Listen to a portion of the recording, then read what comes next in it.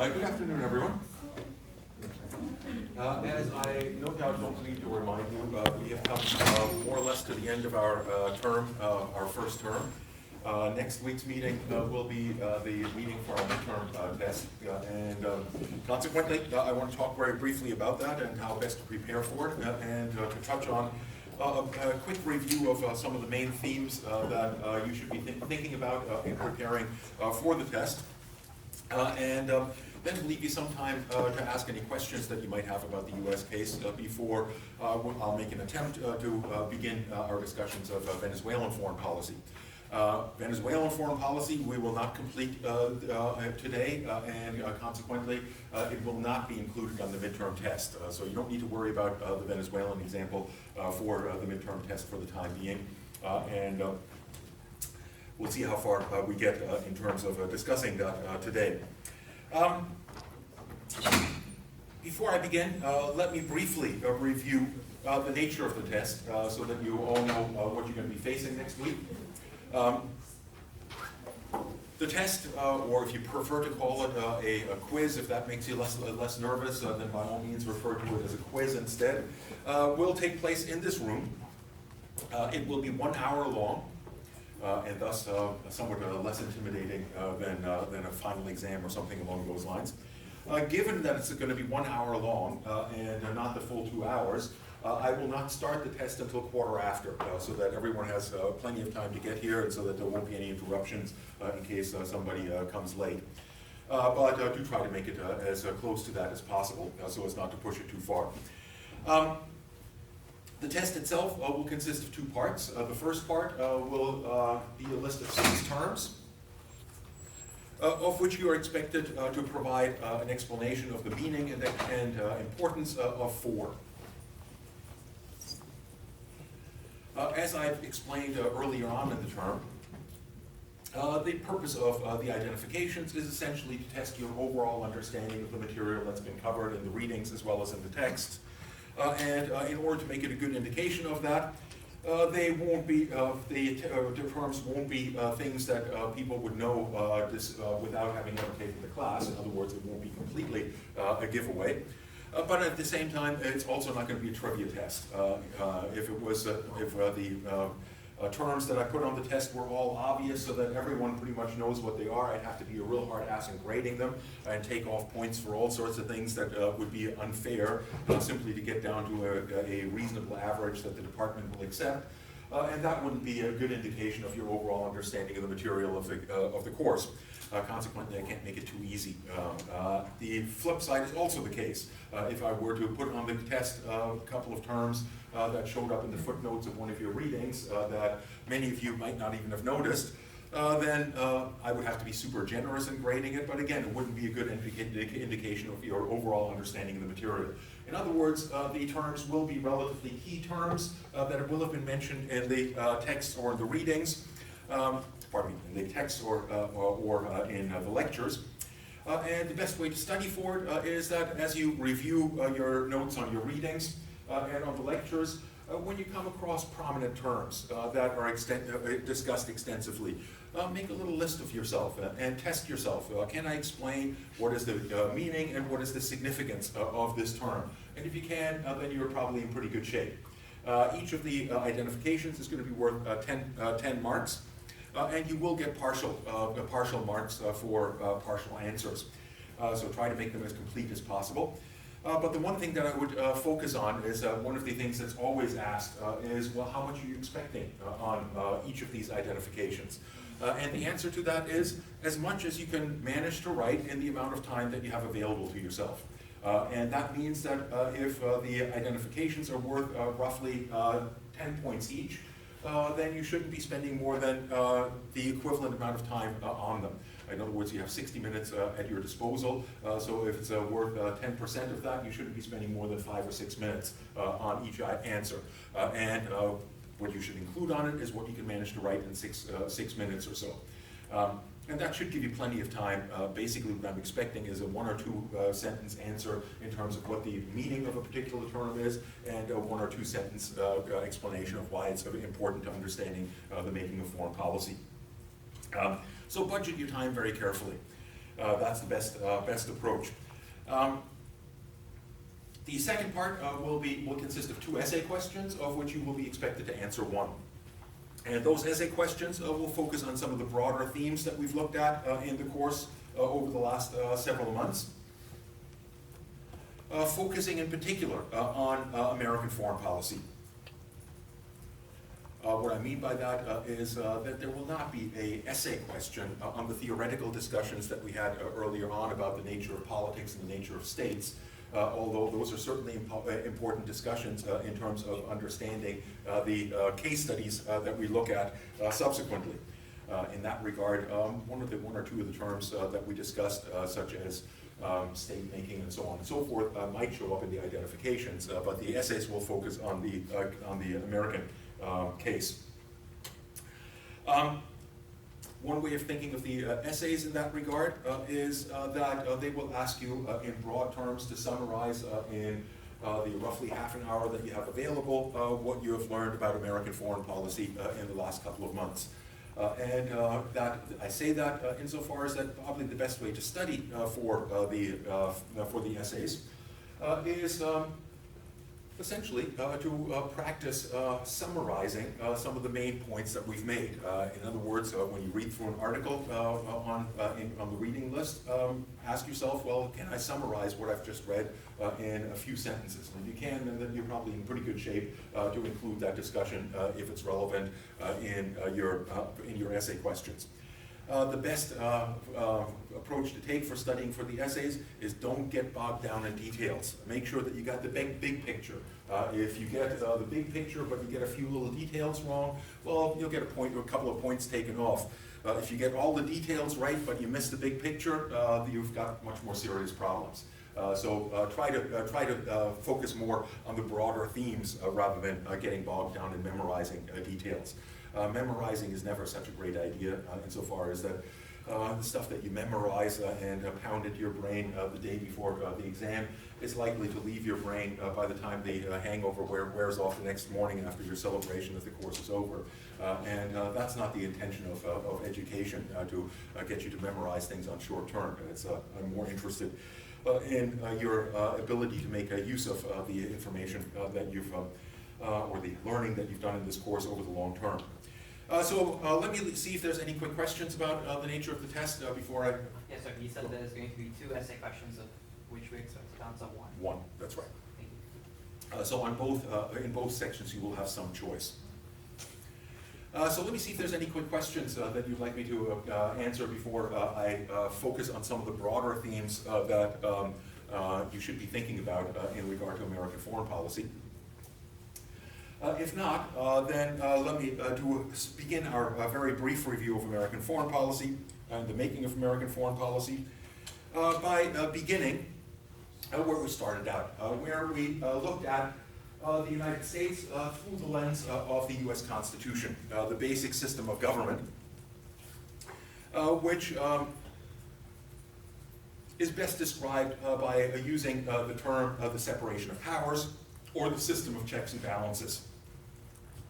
The basic idea with regard to the U.S. Constitution was that the U.S. Constitution, although it is considered the first democratic constitution in the international system, was not intended to be primarily a democratic document, if by democracy we mean empowering the majority to influence or to shape policy.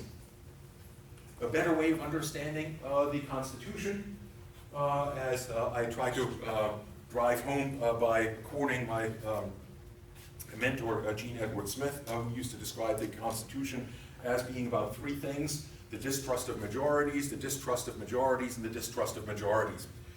In other words, the purpose of the U.S. Constitution is certainly to produce legitimacy by making government accountable to the people through elections, but above all else is designed to protect the rights of minorities, not to empower majorities.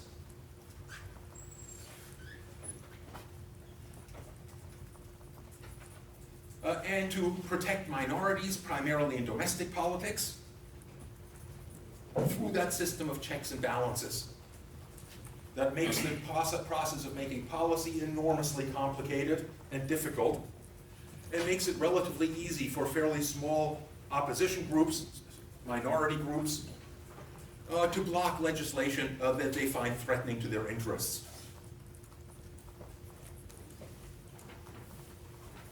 The problem with that system of checks and balances and creating a system of governance that depends on inefficiency, in other words, on creating as inefficient of a system for producing policy as possible, in order to make sure that the policies that make it through that inefficient system do not violate the rights of certain groups or individuals, is that it is rather problematic in the realm of foreign policy.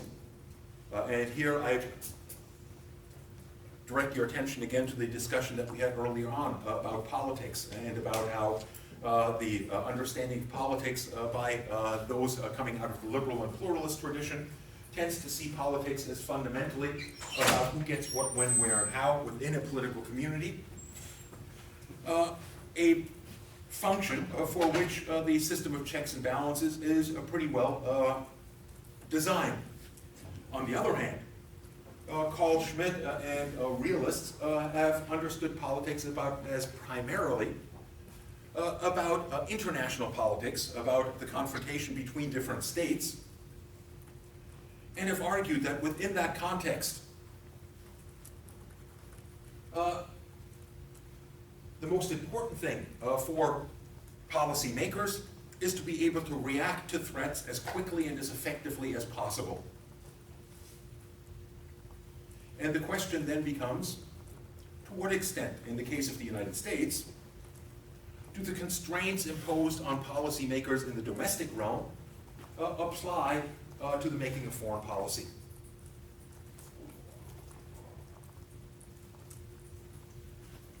I won't go through an entire discussion of that basic question, which would take us an awful long time, and we would certainly never get around to discussing Venezuela. Suffice it to say that we looked at a couple of court cases that tried to grapple with this, and the overall conclusion is that while the president has a great deal more leeway in the realm of foreign policy than he does in domestic politics, he is not entirely free from constraints in the realm of foreign policy either. And we see that to a certain extent in the attempts to hold the current president accountable for aspects of his foreign policy, in particular with regard to Ukraine, that has led to an impeachment process. An impeachment process that it looks almost certain will result in the House of Representatives issuing articles of impeachment, probably later this week or early next week, at which point the process goes into the Senate, where Donald Trump will be tried in front of the Senate with the 100 senators acting essentially as a jury. Unlike a jury, however, the result does not have to be unanimous. It requires merely 2/3 majority to vote in favor of removing Donald Trump from office. But I still consider it pretty doubtful that the Democrats will be successful in getting enough Republicans to switch sides in order to bring down Donald Trump in that impeachment process. But we'll have to see how that works out. Political scientists, myself included, are notoriously bad at making predictions, so take that for what it's worth. Suffice it to say, that demonstrates that while the president has fairly extensive leeway in foreign policy, he is certainly not free from constraints in foreign policy either. The overall pattern in this regard that has emerged over time is that in periods of crisis, foreign policy tends to become bipartisan and consequently provide the president with considerable leeway in addressing various crises. Whether those were the crises of the Civil War during Lincoln's administration, the First World War under Woodrow Wilson, the Second World War under Franklin Delano Roosevelt and Harry Truman, or the War on Terror under George W. Bush.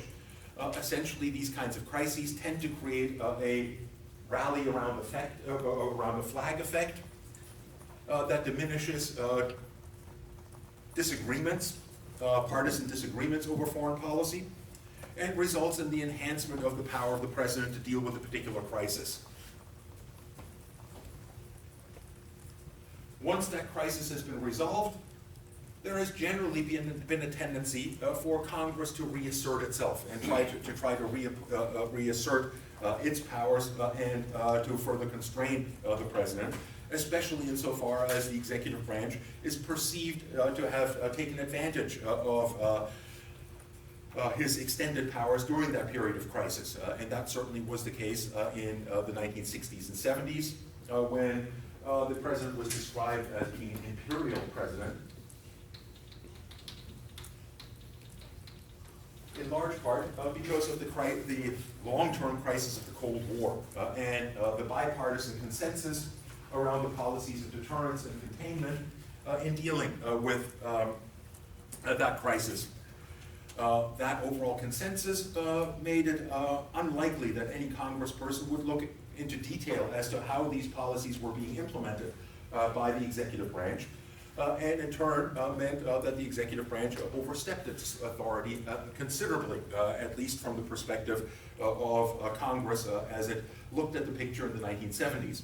It overstepped its authority by launching a very long war in Vietnam without proper congressional authorization. It overstepped its authority by engaging in a number of covert activities that are against international law to bring about regime change in foreign countries, violation of their basic sovereignty. It overstepped the limits that were generally understood to affect leaders by instituting a program through the Central Intelligence Agency of assassinating foreign leaders perceived as unfriendly to the United States and so on. In that context, Congress attempted to push back in the 1970s by passing the War Powers Resolution to restrict the ability of presidents to use the military without congressional authorization, and to impose greater oversight on the president through Congress. Those constraints on the president were somewhat effective during the 1970s, during the 1980s and 90s. But many have argued that the imperial presidency returned with the attacks of September 11th, which created a renewed bipartisan consensus around the policies of the war on terror.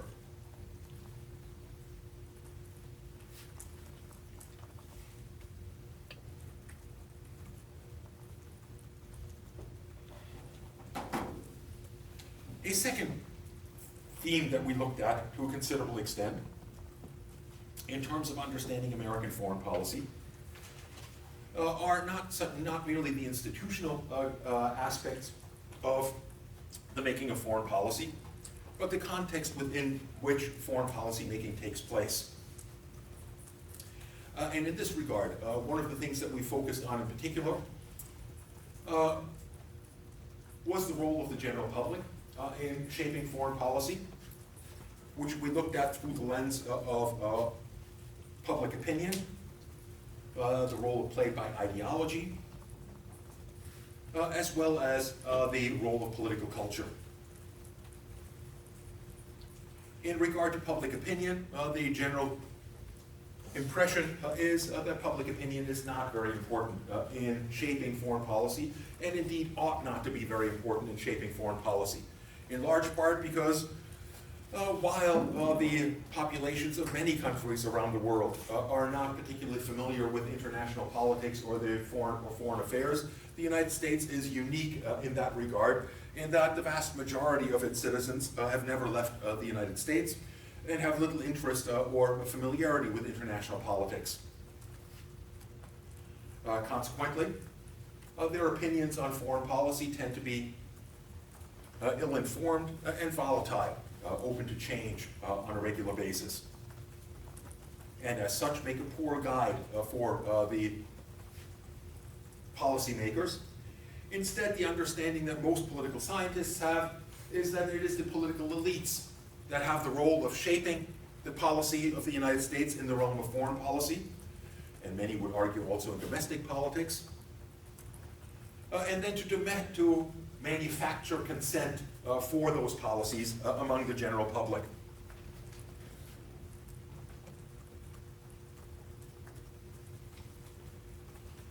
The most important impact of the public in regard to foreign policy, I argued, along with Lauren Baritz, is the nature of American political culture.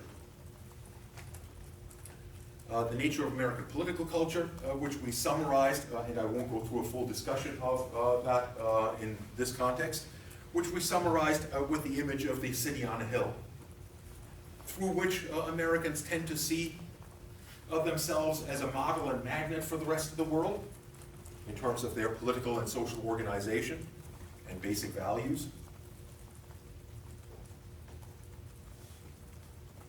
And tend to think of themselves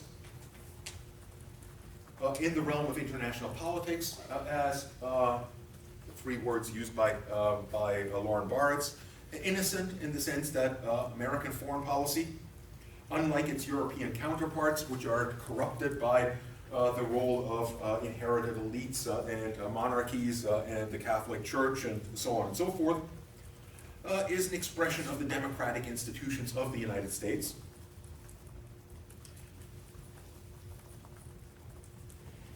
American innocence, American benevolence, given that the United States is a democracy. Its foreign policy, unlike the foreign policies of European countries, most of which throughout most of the history of the United States were non-democratic and practiced, even in their democratic forms, what is usually referred to as realpolitik, or the ideas expressed by realists, that foreign policy is a realm free of moral consideration, in which states pursue merely their national interests rather than pursuing some kind of moral vision. The United States, as a democratic society with democratic values, pursues foreign policies not so much to maximize their national interest, but rather to reflect their values. In other words, the U.S. Perceives itself as promoting democracy and respect for human rights as their primary goals in foreign policy. And that innocence and benevolence, Baritz argues, results in the perception of American exceptionalism. American exceptionalism. America is exceptional not only in that its aims are morally based and principled, but in part because its aims are moral, to liberate and so on and so forth. The United States can succeed where other countries have failed.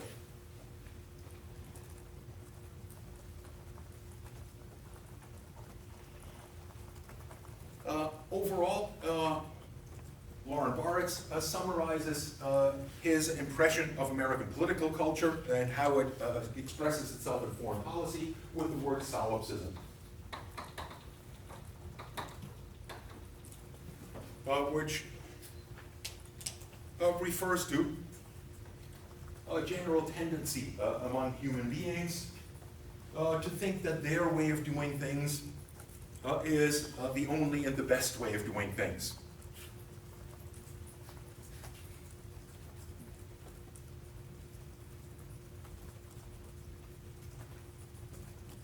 In the case of the United States and its foreign policy, the perception is that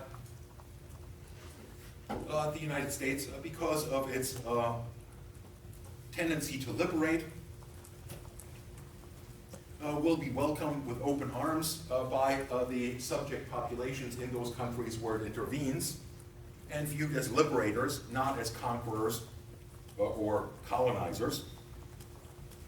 And therefore, the lessons of the experience of colonizers like France and Venezuela and Vietnam, or Russia or Britain in Afghanistan, simply don't apply to the United States.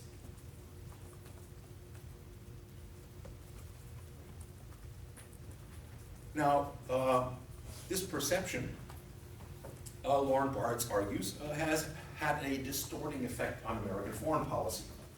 A distorting effect in the sense that he would argue that American foreign policy is, from that point of view, not rational in the way that realists would expect a country's foreign policy to be, but is rather distorted by these beliefs which Lauren Baritz, in contrast to realists, who generally argue that national myths are things that are propagated by elites intentionally to manipulate their population, but are not things that affect their decisions.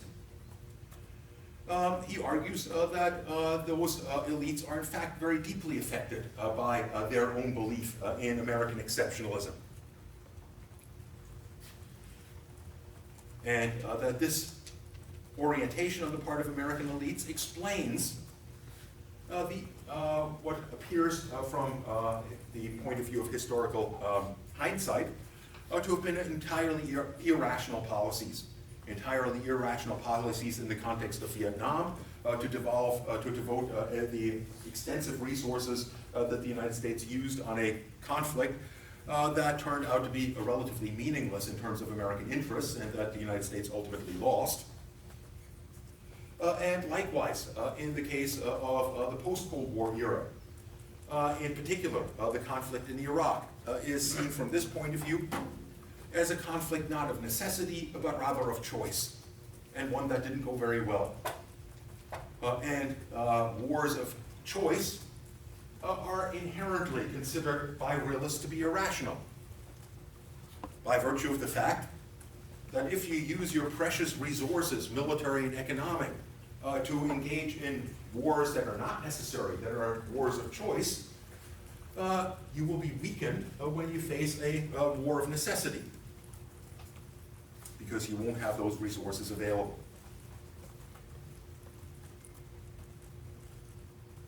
From that point of view, one of the other themes that we touched upon, and that was touched upon in your readings, is the basic question, how exceptional has the United States been in its foreign policy? And one answer to that, certainly, is that of Hans Morgenthau. In his article on your reading list, The Mainsprings of American Foreign Policy, he, as one of the founders of American realism, argued that despite all of the rhetoric of the United States with respect to foreign policy, the United States has always been realistic in shaping its foreign policy, and that realism manifests itself in the reality, or the recognition rather, of the reality that during the 18th and 19th century, the United States faced no threats on its borders, and consequently had the ability to act unilaterally in pursuit of its national interests, especially its economic interests.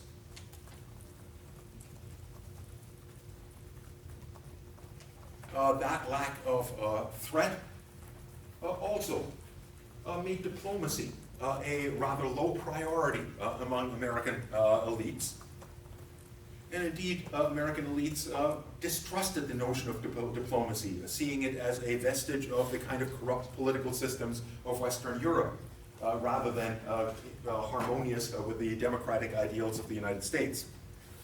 The upshot of that is that the United States never developed the kind of diplomatic capacities during the 18th and 19th century that would have allowed it to effectively practice a foreign policy in the context of other countries in the international system that do have highly developed diplomatic capacities around the world, like France and Great Britain.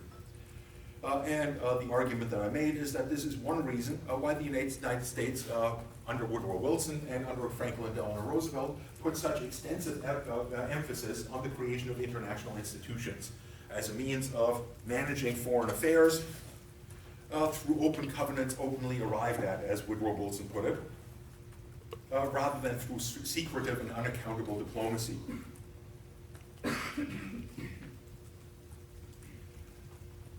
Morgenthau argues that the United States in the 18th and 19th century understood very well that the only real threats that they faced in terms of their sovereignty came from Western Europe, from the great powers in Western Europe, and that therefore its best interest was to pursue a policy that has more recently been described as offshore balancing.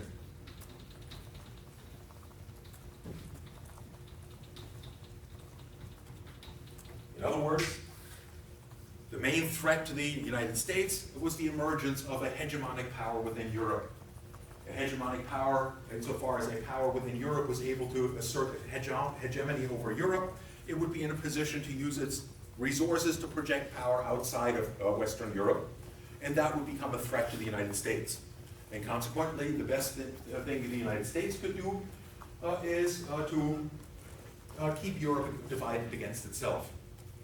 In that regard, he argues, for example, that in one of the first important foreign policy decisions during the Napoleonic Wars, the United States did not support Napoleon, despite the fact that his ideology and the idea of getting rid of monarchies seemed to be pretty much in keeping with the ideals of the American Revolution.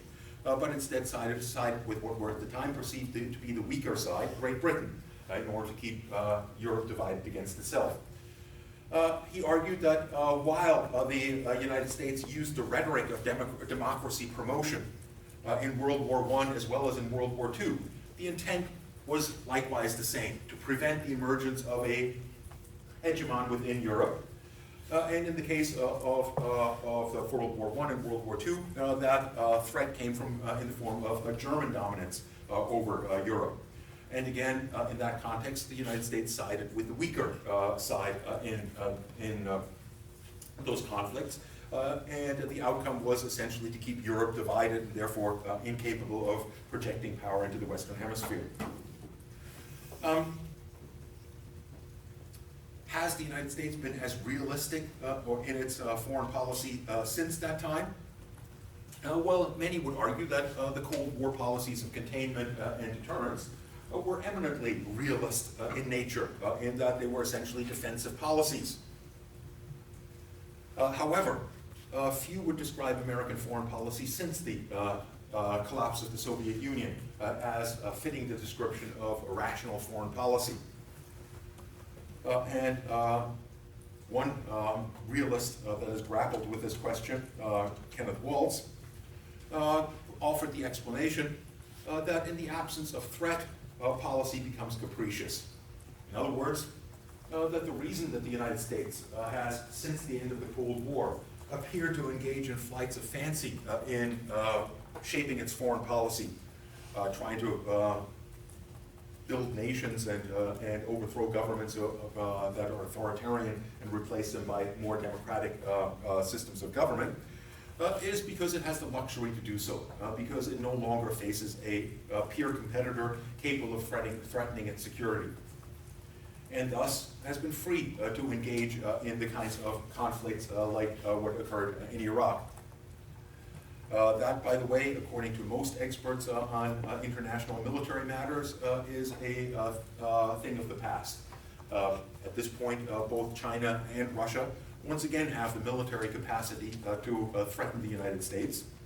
In other words, we're no longer living in the unipolar environment. And many have pointed to the extent to which that has created more restraint on the part of the United States. So that despite the strong signs that the United States was about to attack Syria in the beginnings of the Syrian civil war, the United States refrained from doing so. Despite the strong signs under Donald Trump that a war with Iran was about to be unleashed, so far that has not happened. And that could be a reflection of a greater restraint on the part of American policymakers, and perhaps the recognition that they face a very different threat environment than they did in the aftermath of the collapse of the Soviet Union.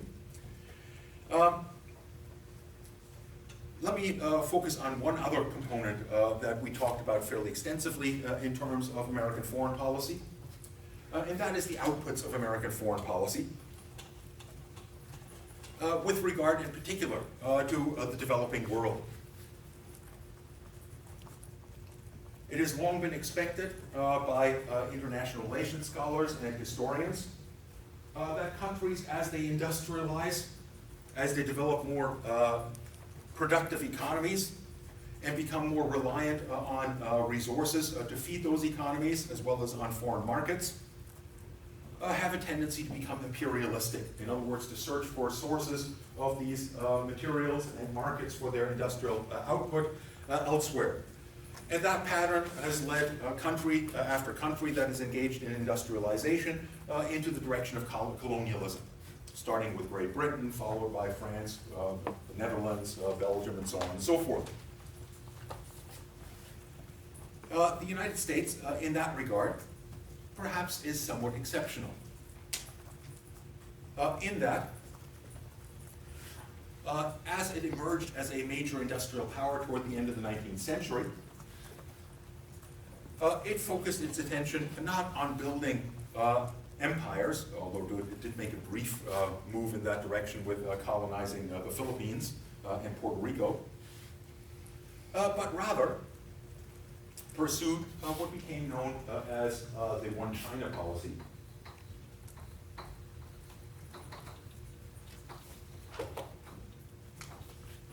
Or what's closely associated with that, the open door policy. The open door policy.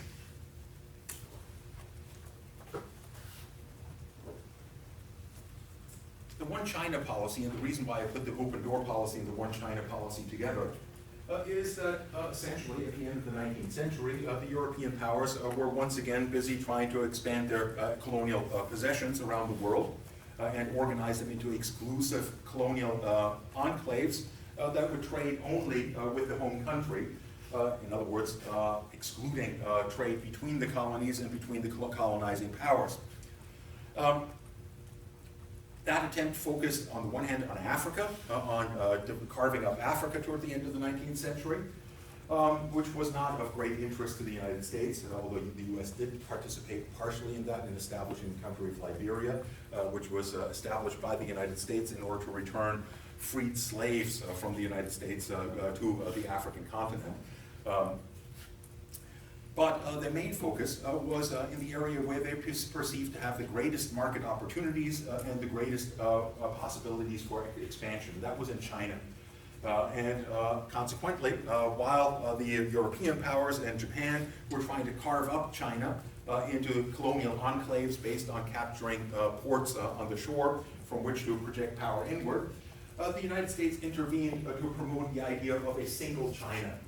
And in doing so, on the idea of free trade.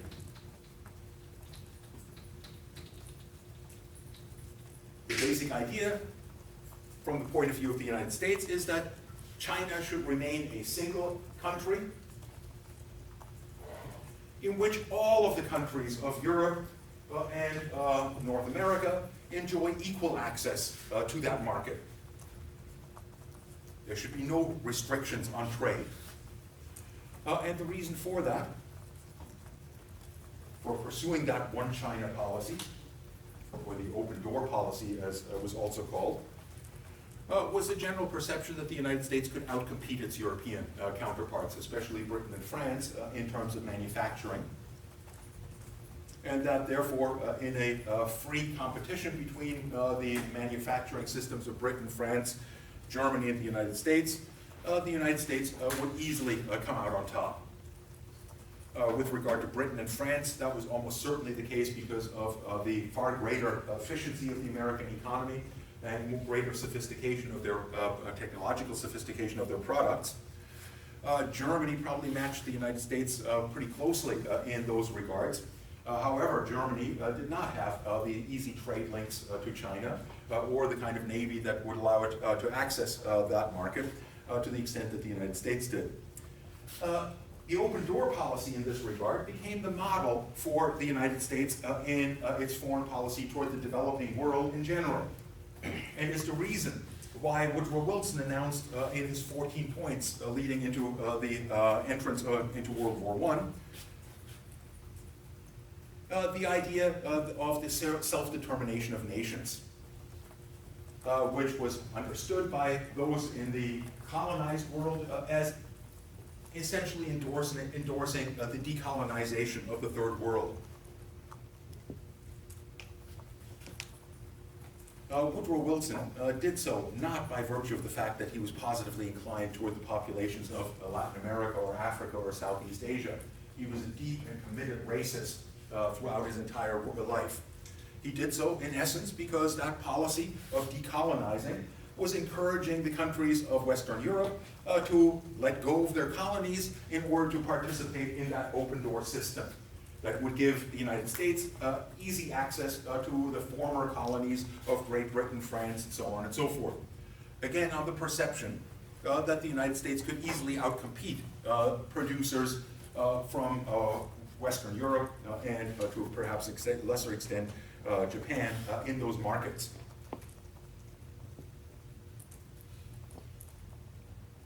The US as such became the main supporter of global free trade and has remained the main supporter of global free trade, arguably until sometime a few years ago. Donald Trump in that regard appears to be a fairly serious departure from the consensus among American politicians that free trade is in the general interest of the United States. And part of that may come from the changed circumstances between the United States and some of its main competitors, and of course in particular in this regard China. China has risen as a very effective competitor in markets around the world to the United States. Interestingly, without having to colonize extensively other regions of the world, by virtue of the fact that as a member of the World Trade Organization since 2001, China could get easy access to the resources of foreign countries and easy access to their markets without having to actually incur the costs of colonizing them. And in that regard, it's interesting that China has become the main proponent of global free trade today, and the United States seems to be more and more reluctant to abide by those former policies. I think that kind of covers the main themes that we've looked at with regard to American foreign policy. Although I'm sure I've left some things out in my brief survey of American foreign policy. So toward that end, let me see if there's any quick questions or anything that you find unclear or that you would like me to explore in a bit more detail before we leave American foreign policy behind. Yes? Can you go into more detail about solipsism? More detail about? Solipsism. Solipsism. Okay, the basic idea of solipsism is that, well, as Lauren Barretts puts it, and I strongly recommend that you take a look at the article if you haven't already done so, or reread it. As a result of the belief in that basic foundational myth that is shared by most Americans, that the United States is a kind of a city on a hill, the first democracy, the first open and free market, providing freedom and liberty and possibility for upward mobility and so on and so forth, in a world where those things were relatively unheard of, the American elites were convinced that they were essentially a model and a magnet for the rest of the world. And as a model and a magnet for the rest of the world, the implication is that through the eyes of Americans and American policymakers, the world is populated by potential but frustrated Americans. They all would be Americans if they were allowed to be Americans, or would adopt American values and American ways of doing things, but they're prevented by their backward elites and institutions from being able to do so.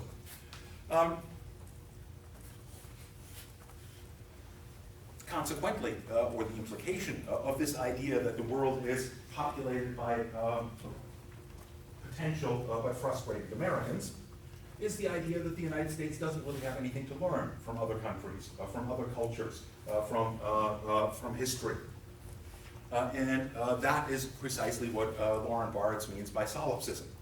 And in that context, the discussion we had back when we touched on that topic, the best illustration that I could cite for the notion of that American political elites did not feel that they had anything to learn from the histories and experiences of other countries was the Vietnam War. In the Vietnam War, the most responsible policymaker in the United States in that conflict was Robert McNamara, the Secretary of Defense.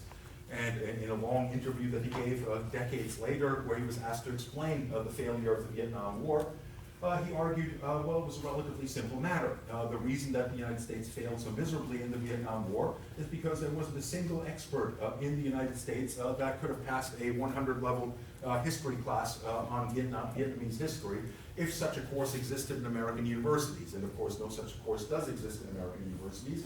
And therefore, the American policymakers were rather blind with regard to the conditions in Vietnam, the perceptions of the Vietnamese, how they would be received by the Vietnamese population, and so on, and made drastic mistakes in prosecuting that war.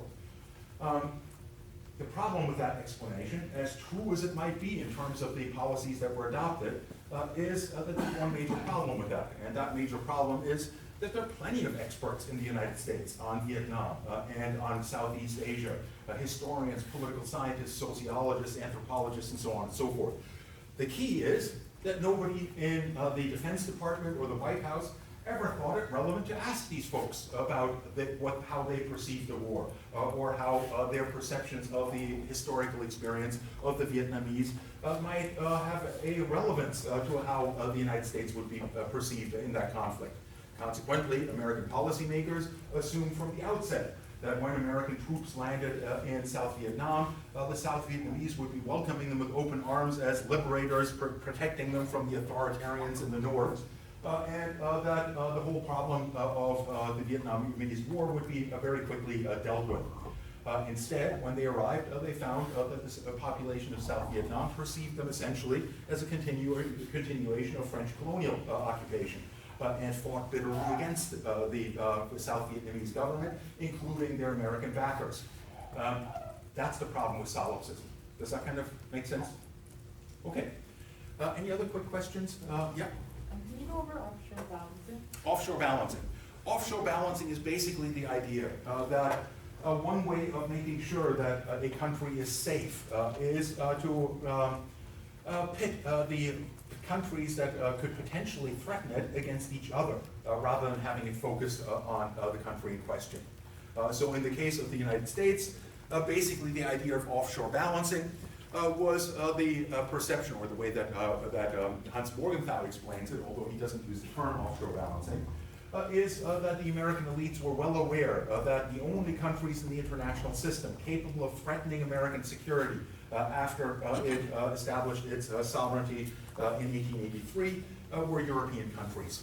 And that the best way of preventing European countries from being able to threaten American sovereignty is to make sure that they are delicately balanced against each other, so that none of the European powers can devote the resources required to threaten the United States without making themselves vulnerable to their enemies within Europe. Does that kind of make sense?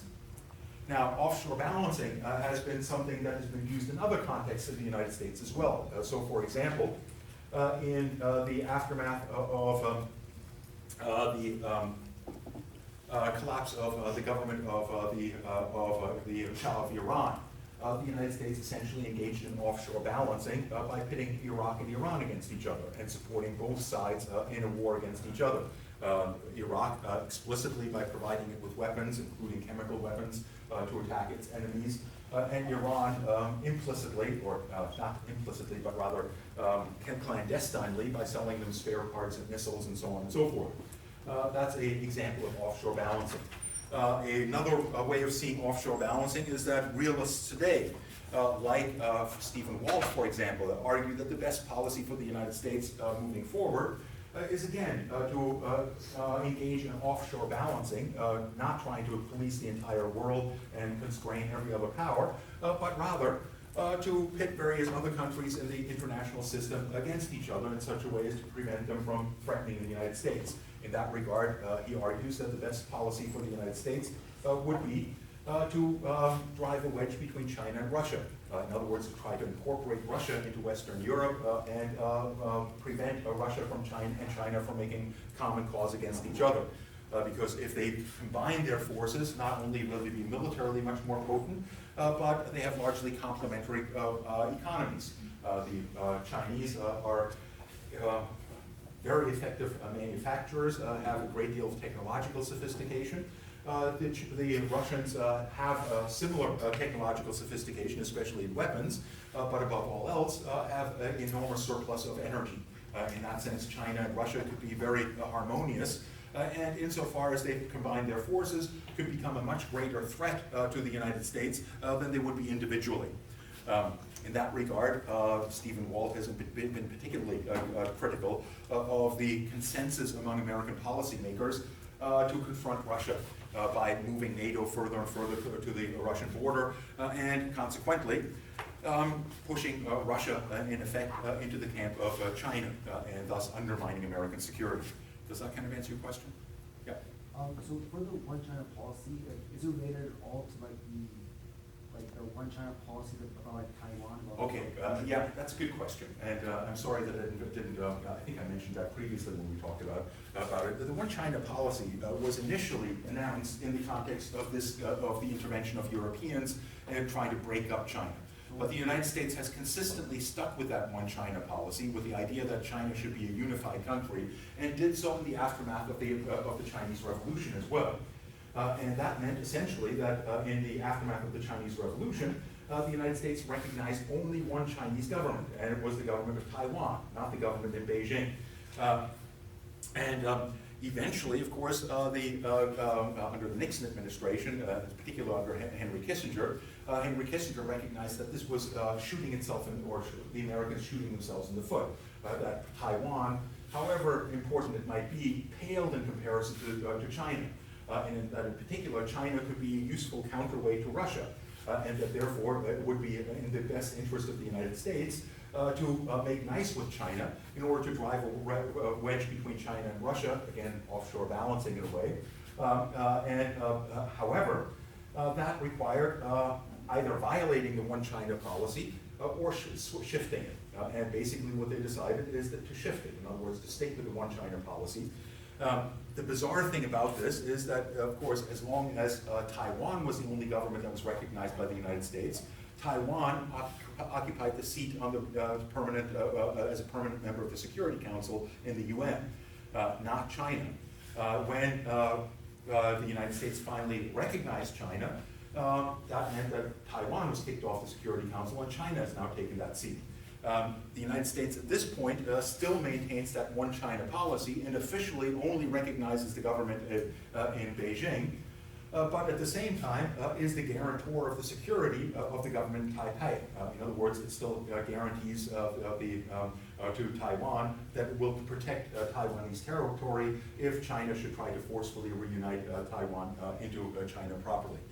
So you're right, the one China policy today is still an outgrowth of that one China policy, but it no longer really relates to trade issues. It mostly relates to military security issues. Does that kind of answer your question? Yeah. So does that play into like Whitlock's article about like the incoherent policy and them adhering to that, because on one hand they have to be nice to China, but they also Absolutely, absolutely. I think that's a good connection to make. He's referring to the article by Edward Luttwak about the incoherent foreign policy, in which he argues essentially that the United States has at least two, I think he argues, three different foreign policies toward China. And again ties that to the discussion of bureaucracies that we had earlier on, and the extent to which different bureaucracies tend to promote different kinds of policies. In that regard, with respect to China, he argues that the United States has at least two different foreign policies toward China. On the one hand, the policies pursued by the Department of Commerce, the Department of Agriculture, and so on, which tends to promote trade, with foreign countries, and sees China as an enormous opportunity to expand trade. And indeed, in that regard, especially from the perspective of agriculture, China's market is an enormously attractive one. At the same time, however, other parts of the American government, those focused on security in particular, the intelligence agencies, the Defense Department, do not view China as an opportunity or as a benign state, but rather as a fundamental threat or potential threat to American dominance as a country to be contained. And in that sense, the United States has had an incoherent foreign policy, insofar as on the one hand, it has a policy of containment and confrontation in military terms, but on the other hand, it has a policy of open free trade with China, of allowing investment within China, and so on and so forth. And that has become all the more complicated because that incoherent policy has also affected its various allies. So among the biggest investors in China are American allies, Japan, South Korea, and Taiwan, that also view China as extensive, as a fairly attractive place to invest in, to engage in trade. And Luttwak therefore concludes that the United States is, for all intents and purposes, stuck in that position of having an incoherent policy, because the alternatives to that policy would be to unambiguously declare China an enemy, which would mean that it would have to force Japan and South Korea and Taiwan to withdraw all of its investments from China, to cut all trade with China. And whether the United States could currently do so, given that trade with China for countries like South Korea is arguably more important than trade with the United States, is very much an open question. And of course that extends further. China has extensive trade relationships with other American allies like Germany and France that have extensive interactions with China. And again, the question is, can the United States force these countries to consider China an enemy and to cut their trade links with it? The alternative is simply to unambiguously declare China not a threat to the United States, a friendly country. That, he argues, is basically impossible because many of the neighbors of China within South and East Asia do worry extensively about China's economic power, and consequently, the first thing that would happen if the United States declared that it no longer viewed China as an enemy and that it was no longer going to project military force in that direction is that Japan would decide to develop its own nuclear weapon as a deterrent against Chinese capacities. And that would probably be very quickly followed by Taiwan doing the same and so on. In other words, for all intents and purposes, the United States is stuck with that incoherence in its foreign policy, at least for the time being. Does that answer your question? Okay. Any other questions about American foreign policy before we leave that topic behind? Now, again, I very rarely allow any kind of democratic decision-making in my classrooms for obvious reasons, but I will allow for a democratic decision to be made currently as to whether, given that we've got only about half an hour or 40 minutes left of time, you would prefer me to start on the discussion of Venezuelan foreign policy, or whether you would prefer to go and study for the midterm and end our discussion at this rather premature point today. Those that would prefer to look at Venezuelan foreign policy, please raise your hands. Nobody. Okay. Well, since it's unanimous, I'll go with the will of the strong majority and leave our discussion at that for today. Thanks for your attention. And yes, please do remember, next week is the midterm, and it is a 1 hour midterm, and consequently we will start around 20 after. You will have a full hour, and I will do so in order to make sure that we aren't interrupted by people showing up late, or that those that have trouble getting here on time don't get penalized. Thanks for your attention. We'll see you all next week.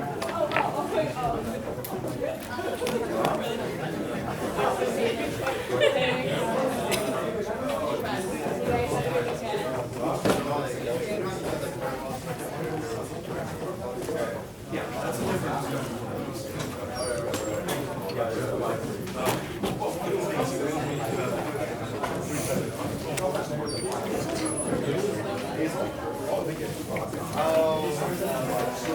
I was trying to finish the essay for 214. Why?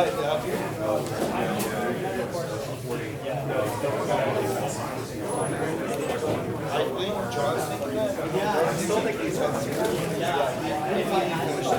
But yeah, I am going to start studying. Why do you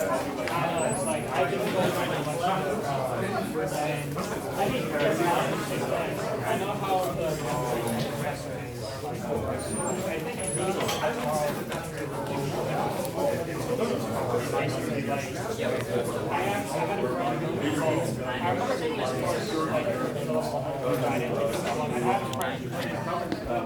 Also, forming alliances with one party or another, but rather staying out of alliances in order to allow those countries to focus their attention on